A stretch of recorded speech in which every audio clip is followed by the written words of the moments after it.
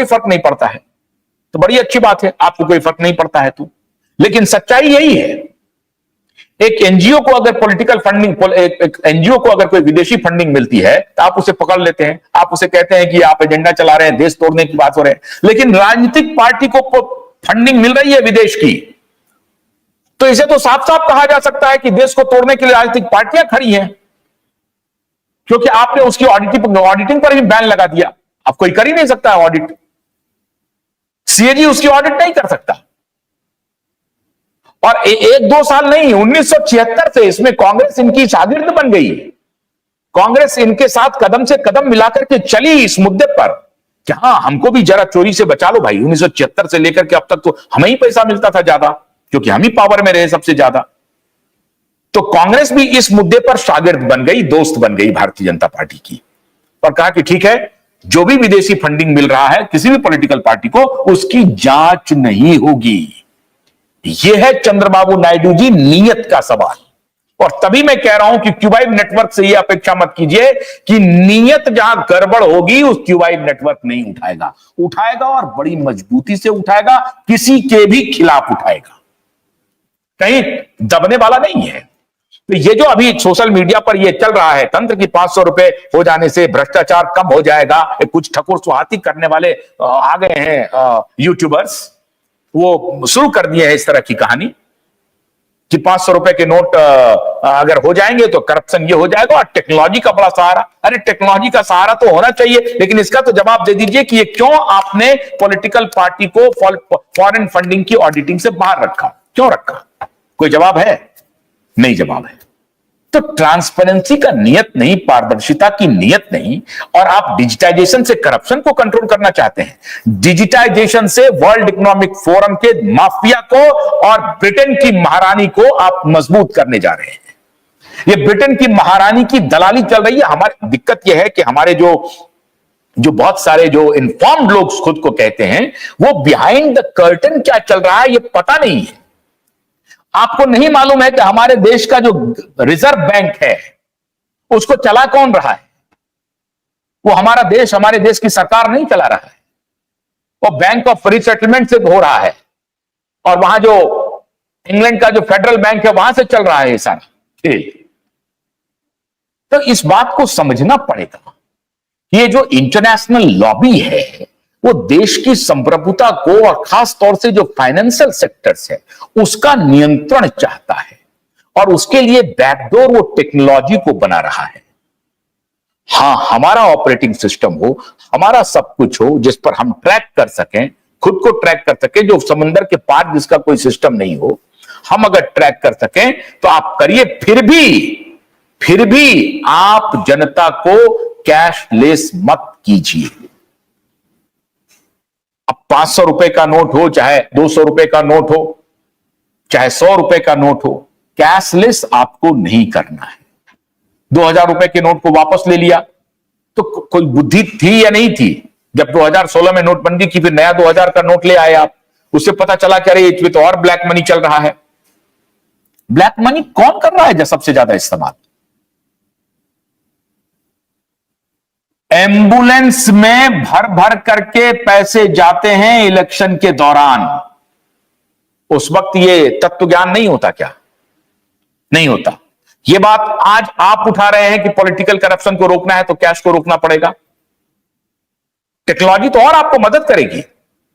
यह बात प्रधानमंत्री अटल बिहारी वाजपेयी ने पार्लियामेंट में आज से बहुत साल पहले जिक्र किया कि जिस प्रकार से राजनीति में पैसे का बोलबाला हो रहा है, मोड बदल लेने से काम नहीं चलेगा। उससे भारतीय राजनीति तहस नहस होगी, बर्बाद होगी, तबाह होगी, और हो गई। वो कर कौन रहा है? आप सभी मिलकर कर रहे हैं। आप सभी बैठिए और कहिए कि देखिए, हमने ये तय कर लेना है कि एक चुनाव में इतने रुपए से अधिक खर्च नहीं करना है। कर ही नहीं सकते हैं। ये करोड़ रुपए क्यों जाएगा, 90 लाख की क्यों जाएगी बात? भाई खर्च नहीं करना है। आप घूमिए, पैदल चलिए, तय कीजिए। आप नहीं करेंगे। जो सरकार में है उसका कैंपेन चल रहा है, प्रधानमंत्री जा रहे हैं, हजारों करोड़ रुपए हो रहा है, और सब वो सरकारी, एक प्रकार से सरकारी खजाने में चल रहा है। प्रधानमंत्री जा रहे हैं तो काफिला चल रहा है, फूल बरस रहे हैं, ये पैसे कहां से आते हैं, कौन दे रहा है? मुख्यमंत्री जाते हैं तो फूल बरसते हैं। अरे मुख्यमंत्री का दौरा होता है किसी इलाके में तो उस दौरा के पहले रातों रात वो पूरा इलाका सज जाता है, समर जाता है। ये कौन बोलेगा? ये कौन बोलेगा बताइए? और आप कह रहे हैं कि डिजिटाइजेशन से करप्शन रुक जाएगा। अरे छोटी छोटी करप्शन नहीं, आपकी नीयत ठीक नहीं है। इस देश के राजनेताओं की नीयत सबसे ज्यादा भ्रष्ट है। और अगर इस देश के राजनेता की नीयत ठीक होती ना तो किसी चीज की आवश्यकता नहीं थी। अरे डिजिटाइजेशन तो सुविधा के लिए अच्छी बात है, लेकिन अगर नीयत ठीक होती तो उस करेंसी से भी काम चल सकता था। हां, लेकिन अभी का अभी मान लीजिए हमें बेंगलोर पैसा ट्रांसफर करना है, उसके लिए बहुत अच्छा है टेक्नोलॉजी। अभी हमें अपने दोस्त को देना है या फौरन देना है, वो मोड ऑफ पेमेंट जो है हमारा, उसमें टेक्नोलॉजी की उपयोगिता है।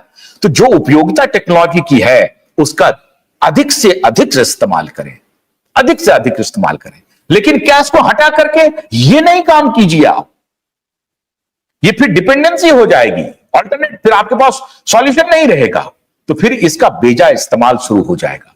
तो जो अभी आपको उपयोगी नजर आ रही है वो आपको अनुपयोगी नजर आने लगेगी और आप रोने लगेंगे, माथे पर हाथ रख करके रोने लगेंगे। और फिर आप कहेंगे चौबे गए थे छब्बे बनने, दुबे बन करके लौटे। बहुत होशियारी करने के लिए चले थे लेकिन आप मूर्ख बन करके लौटेंगे। ऐसा काम मत कीजिए। आप ये कतई मत मानिएगा कि digitisation, digital mode of payment का क्यूबाइड नेटवर्क विरोधी है। बिल्कुल नहीं है। क्यूबाइड नेटवर्क कह रहा है कि अधिक से अधिक डिजिटाइजेशन का प्रयोग कीजिए, but at the same time you should not withdraw even a single rupee of cash that is in cash form. आपको वो विड्रॉ नहीं करना चाहिए अर्थव्यवस्था से, उसे रहने दीजिए, उसकी अपनी उपयोगिता है। वो आपकी सॉवरेंटी को, आपके कॉन्फिडेंस को हिलने से बचा करके रखेगा। और अगर आपने उसको त्याग दिया और इस पर निर्भर हो गए तो आपका कॉन्फिडेंस कभी भी हिल सकता है। उसे बना करके रखिए। अब साहब ये बात है कि अगर मां बाप बूढ़े हो जाएं तो कहिए कि उसका तो कोई यूज नहीं है, तो आप उसे बाहर निकाल दीजिए। मां बाप की उपयोगिता उतनी ही बनी हुई है जितने वो शारीरिक रूप से सक्षम रहे और शारीरिक रूप से अक्षम रहे। उसी प्रकार से कुछ व्यवस्था ऐसी होती है जिसकी उपयोगिता सर्वकालिक होती है। तो अब कभी मैं रुपए के रूप में कैसे ट्रांसफर हुआ, वो कैसे जो वस्तु के बदले में जो वस्तु दिया जाता था उससे कैसे आप मनी पर आए, और अब धीरे धीरे ये अमेरिकन पूरा एजेंडा है साहब। ये पेपर करेंसी जो है ये अमेरिकन एजेंडा है, ये डॉलर का एजेंडा है। और अब वही लोग अब ये प्लास्टिक मनी पर लेके आए और प्लास्टिक मनी से अब ये डिजिटल मनी पे लेके जा रहे हैं, और फिर धीरे धीरे धीरे धीरे धीरे धीरे आपके हाथ से ही सब कुछ चला जाएगा। चाइना में तो क्रेडिट स्कोर मांगा जा रहा है, सोशल क्रेडिट स्कोर। अब आपका बिहेवियर अगर ठीक नहीं होगा, आपने सरकार के खिलाफ कुछ बोल दिया तो आपका पेमेंट रुक जाएगा। अब लीजिए साहब, तब क्या करेंगे आप? अभी तो आप सरकार के खिलाफ अगर कुछ बोल रहे हैं लेकिन आपके पास 10 रुपए जेब में है तो बाहर जा सकते हैं चाय पीने के लिए। लेकिन अगर आपने सरकार के खिलाफ कुछ बोला और पहला अटैक हुआ कि नहीं, आपका जो फाइनेंशियल बिहेवियर है उसको हम ब्लॉक करने जा रहे हैं, आपके बैंक अकाउंट को सीज करने जा रहे हैं, आप एक भी पैसा नहीं निकाल पाएंगे अगर आप सरकार के खिलाफ कुछ भी बोलेंगे। आप एक शब्द भी अगर आपने कहीं किसी को खिलाफ बोला तो ये नहीं चलेगा। एडमिनिस्ट्रेशन के खिलाफ बोलेंगे, गाड़ी बायां इधर उधर चला दिया, आपका बैंक अकाउंट फ्रीज हो गया, फिर क्या करेंगे आप?